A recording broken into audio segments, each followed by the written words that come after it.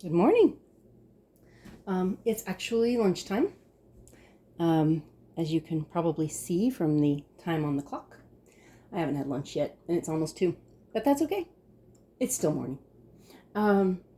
I last week, or earlier this week actually, I made some chili, and in this particular batch, I did kidney beans. I did 12, 13, 16 bottles, I think, 15 or 16. 2 of them did not seal, and I discovered that that was primarily because there was food under the rim. I don't know whether they siphoned or what happened, but there was food under the lid, so it didn't seal. They didn't seal correctly. So in this batch, it's a quart bottle. I used 3/4 of a cup of beans. These are dry beans.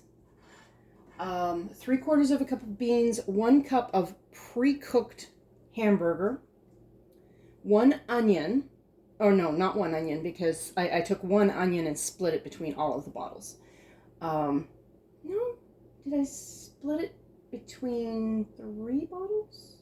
Anyway, I split an onion between several of the different bottles. And I put garlic and cumin and a piece of a jalapeno. Again, I split it between several different bottles. So this is what we've got, and I already tasted it. It definitely needs more onion, more garlic, and more pepper. My guess is it also needs more tomato.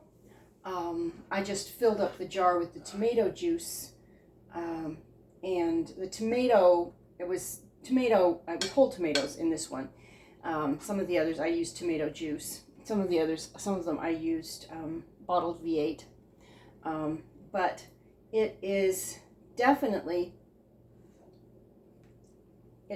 needs more heat, more pepper, probably more cumin. What I used this time was a mounded teaspoon for each bottle, but it definitely needs more cumin, and it also needs pepper.